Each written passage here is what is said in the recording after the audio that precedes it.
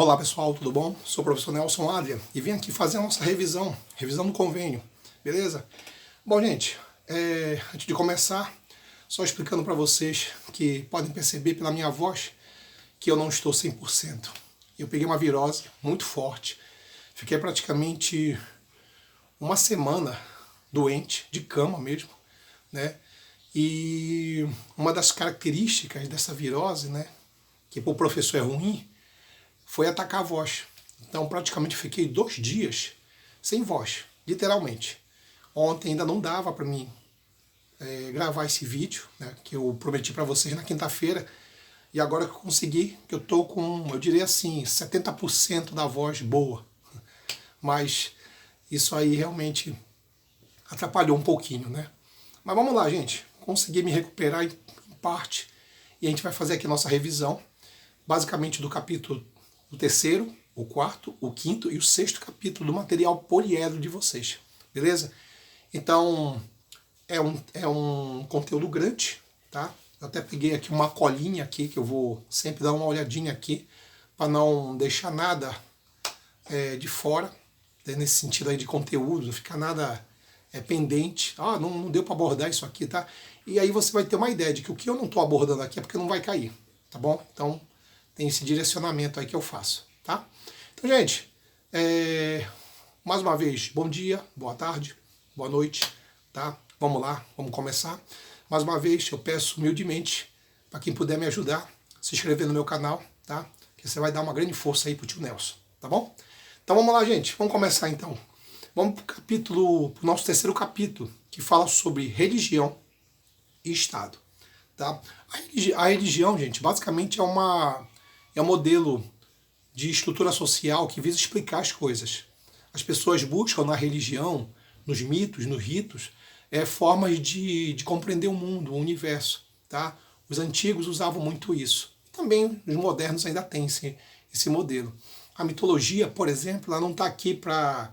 Ela tem um intuito aqui de explicar a origem das coisas, é o ponto central dela. Né? Tanto é que a mitologia não tem um autor. Certo? É uma coisa que surge na sociedade naturalmente e visa explicar a origem de tudo, do universo, do homem, essas coisas. Tá? Então é um ponto central aqui que a gente pode analisar. Tá? Quando se fala, por exemplo, do rito, aí você vê ritual, é a prática. Como assim ritual, Nelson? Por exemplo, o ritual da alimentação. Né? Então existem algumas religiões que não podem comer determinado tipo de alimento. Tá? Por exemplo, judeus e muçulmanos que não podem comer carne de porco. Tá? Ou quando comem algum outro alimento que eles chamam de sagrados, eu estou falando outros grupos, existe ali uma ritualização, ou seja, um cerimonial. Parece o caso que acontecia com os tupinambás. Né? A nação tupinambá aqui no Brasil, que existia o ritual antropofágico de comer, literalmente, né, antropofagicamente falando, o seu inimigo. Comia não porque era uma coisa deliciosa, não, porque se entendia que ao comer a carne do meu inimigo eu estava adquirindo a força do meu inimigo. Era mais ou menos isso. Tá? Então, o ritual é a prática.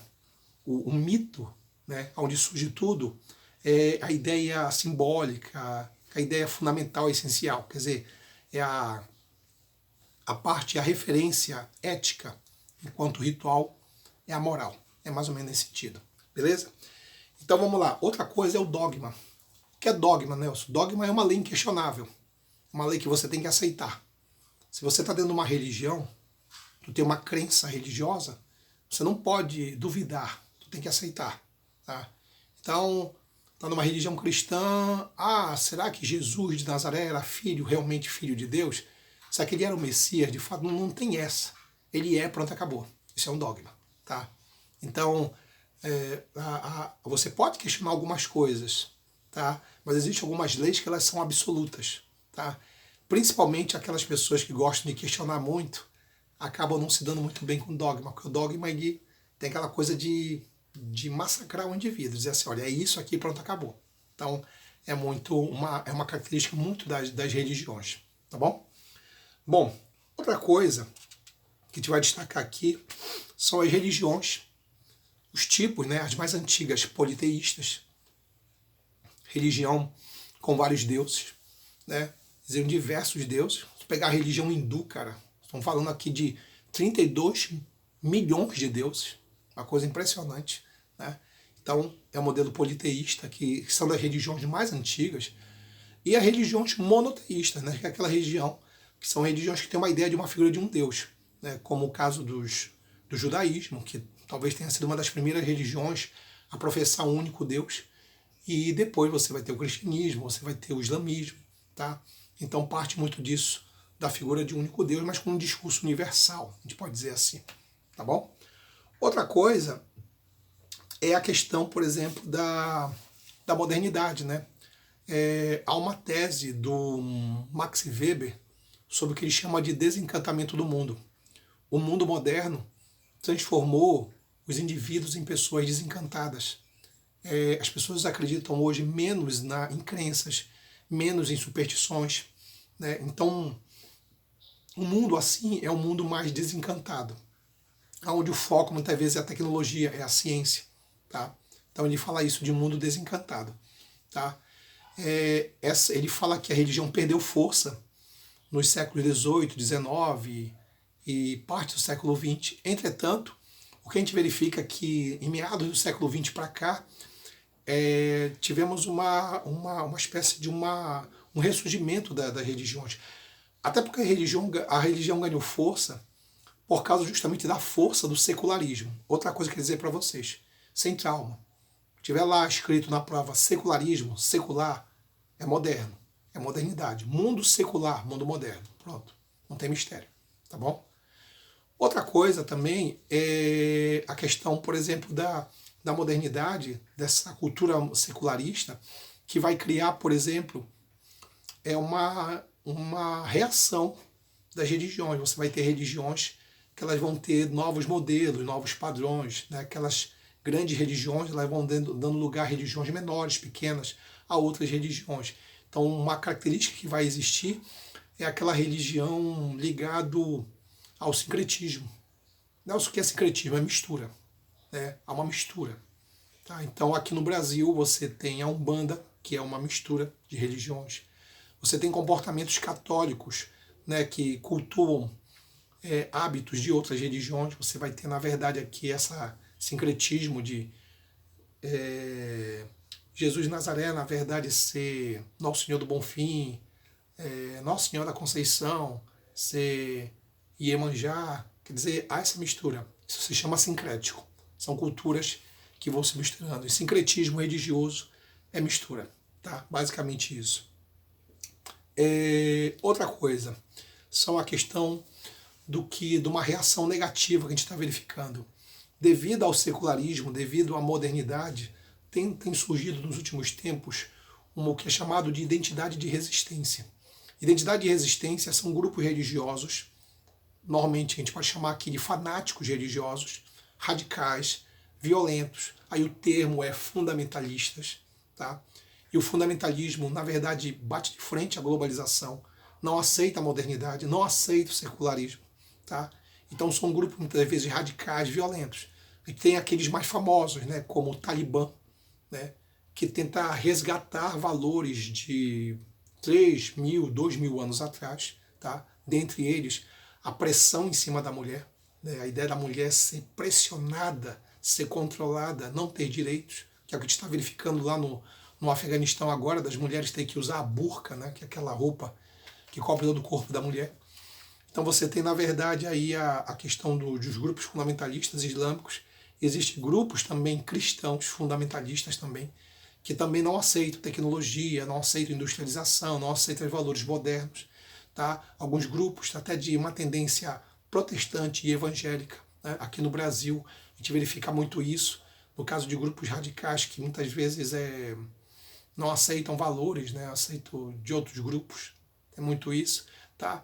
Então a gente está verificando o que é chamado de uma reação de grupos fundamentalistas radicais autoritários. Só para encerrar a religião, existe 2 autores que a gente pode avaliar, que vai cair na prova. O primeiro é o Durkheim. O Durkheim ele fala da religião como uma estrutura social que integra as pessoas. Qual é a finalidade da religião para Durkheim? Unir as pessoas. Pessoas dentro de modelos religiosos estão mais integradas, estão mais unidos. É isso. Tá? Já o Karl Marx, filósofo alemão, na sua famosa frase, a religião é o ópio do povo, ele diz que a religião faz o processo inverso. A religião não integra as pessoas, pelo contrário, desorienta as pessoas, sabe?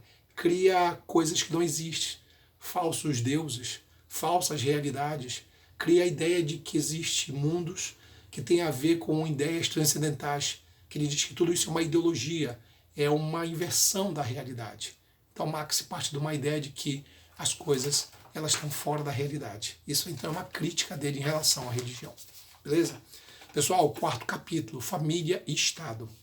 Então, na família nós temos aqui um modelo, talvez uma coisa que é a ideia básica das famílias durante muito tempo, é o modelo patriarcal. Patriarcal vem de pátria familiar, pai de família, chefe de família, a ideia de que o homem seria o indivíduo mais importante, o provedor da casa. Daí uma estrutura machista. E muitas das famílias, elas seguem um modelo patriarcal desde muito tempo, é milenar isso.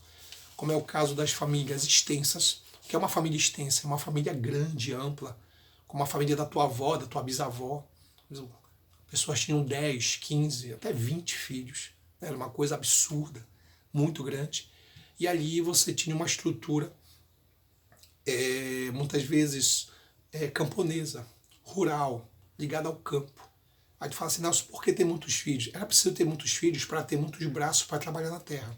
Então era uma questão econômica. Muitos filhos, muita gente para trabalhar e para produzir. É diferente, por exemplo, da família extensa, que é substituída pela família nuclear, que é uma família urbana. Essa família urbana, ela tem laços consanguíneos, tá? E ela está muito ligada ao quê? A pai e filho, avô, tá? Mas é uma família menor em número de filhos. No caso aqui, está falando de um número menor, está falando de 5 filhos, 4 filhos, que ainda é uma estrutura, digamos assim, grande para a nossa realidade de hoje, né? Mas é pequena comparada à extensa. Então, por que diminuir o número de filhos? Porque filho tem um custo de vida muito elevado. A cidade faz com que o custo de vida fique elevado, e aí não é interessante botar muito filho no mundo. Começa por aí. E aí você vai ter as novas formas de família, né? A família dos padrastos, a família das madrastas, a família gay, a família do pai solteiro, da mãe solteira, a família dos filhos criados pelos avós, né? São outras formas também a gente pode verificar aqui, tá? Então você vai ter uma família que ela é muito diversificada, ela é diferente, ela tem uma característica nova, porque o que chama a atenção é que não é uma família de caráter consanguíneo, porque tu vai ver muitos filhos que vão ser o quê? Adotados. Então isso é uma nova tendência, né? Então a família moderna de hoje que ela se caracteriza principalmente não necessariamente mais pelo laço consanguíneos como no passado. É uma família diferente, tá? É uma família moderna, ok? Vamos lá, gente. Vamos para o quinto capítulo. Tá? O quinto capítulo é desigualdade social. E aí a desigualdade social é impossível não falar no conceito de estratificação. Estratificar é diferenciar. Sociedades estratificadas são sociedades desiguais. Tá? São indivíduos que estão numa sociedade dentro de uma hierarquia, né? E essa hierarquia põe poderes, põe deveres para cada indivíduo. Seria mais ou menos assim. É uma sociedade normalmente de caráter desigual. Tá? E uma coisa que chama a atenção é que nessas sociedades existem os status sociais. Quer dizer, a posição de cada indivíduo. Tá? Então você tem um status adquirido. Tá? A pessoa adquire, ela conquista. Então as pessoas que conquistam chegar a uma posição pelo seu esforço, pela sua capacidade, pela sua habilidade. Alguns chamam isso de meritocracia. Tá? Então a pessoa, pelo seu mérito, chegou ali. É um status adquirido. Tá? O status atribuído, ele é um status em que a pessoa ela não escolhe a sua condição. Ela nasceu naquela condição, então ela não escolheu. O problema é que se você nasceu numa sociedade, você nasceu mulher numa sociedade machista, tu vai ter problemas pra caramba, né? Você vai ter mais dificuldade. Então lembrar que sociedades antigas, né, em que você tinha, por exemplo, isso é até uma fala do Aristóteles, ele fala sobre isso, da mulher sendo considerada, segundo ele, né, dentro de uma visão machista do filósofo Aristóteles, ele fala que a mulher era como se fosse um meio-homem, né? Então a origem da mulher, pela uma perspectiva de inferioridade, na visão dele, né, a mulher era uma espécie de meio-homem. Então não era uma pessoa tão importante, né? Então ali você tem um status que ele é atribuído, quer dizer, a pessoa nasceu numa sociedade machista, que é a sociedade grega, né, ateniense, quer dizer, a tendência é você ter as mulheres terem uma desvalorização. E em muitos casos, por exemplo, pegar o caso da criminalidade. A criminalidade, na atualidade, tem muito a ver com status atribuídos.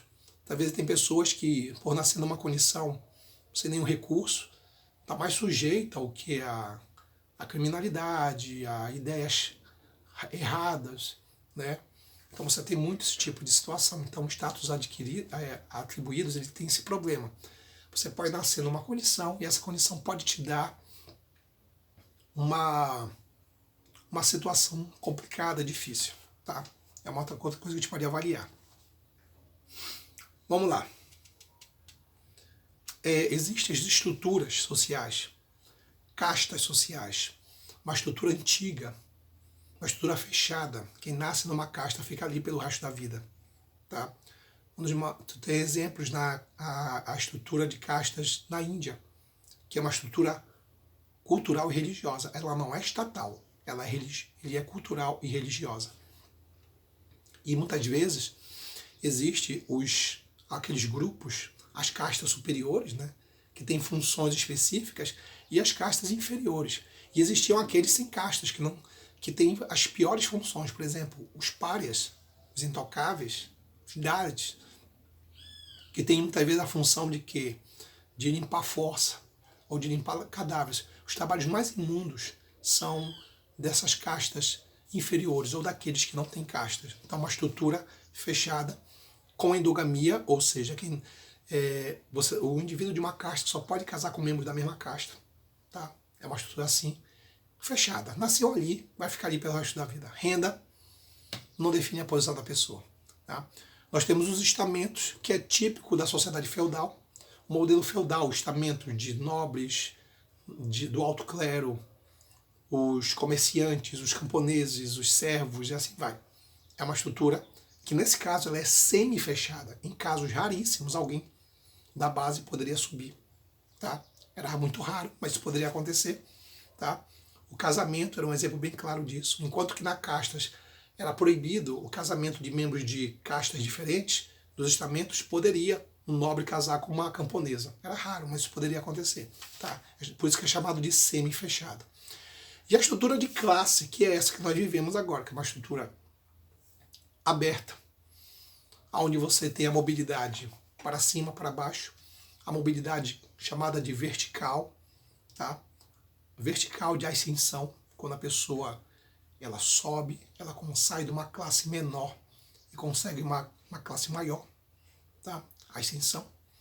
E a mobilidade vertical descendente, quando a pessoa perde renda. E ao perder renda, fica numa condição econômica mais complicada. Existe uma mobilidade que ela é horizontal, que é quando a pessoa se desloca dentro da própria classe.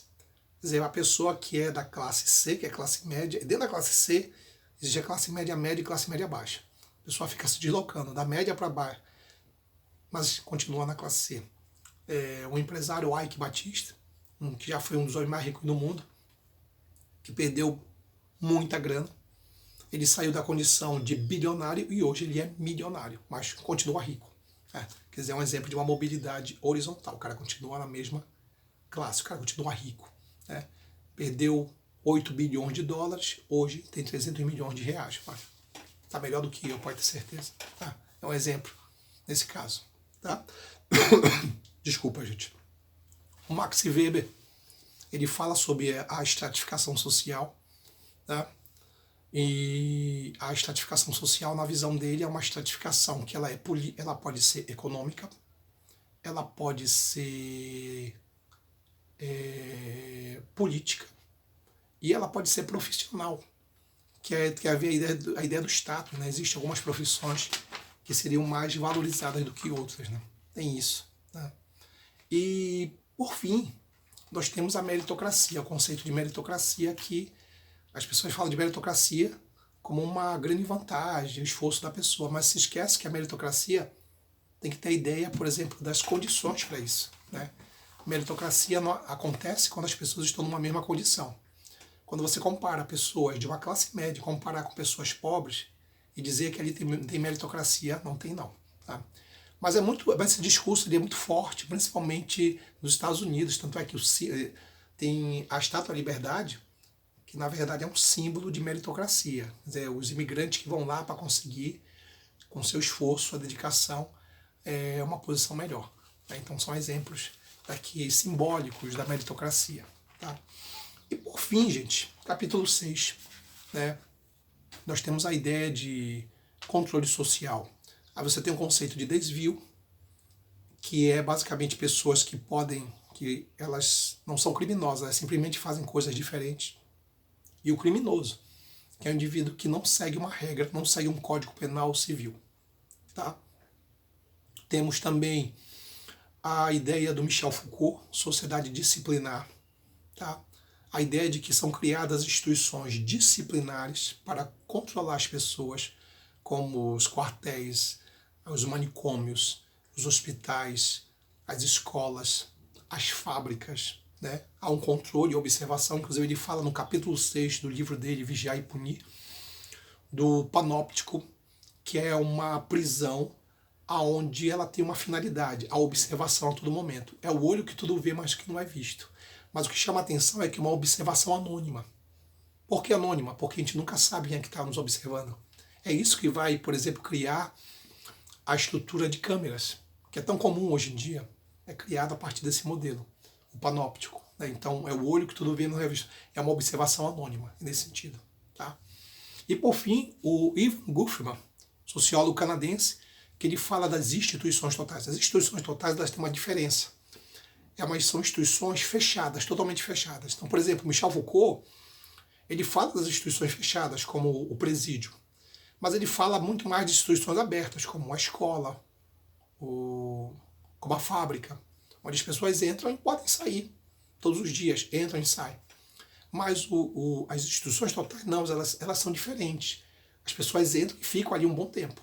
A prisão, a penitenciária, né, onde o indivíduo está dentro de um núcleo fechado. Né? Pode até sair, mas vai demorar. Tá entendendo? Então a ideia de que, por exemplo, os manicômios, as clínicas psiquiátricas,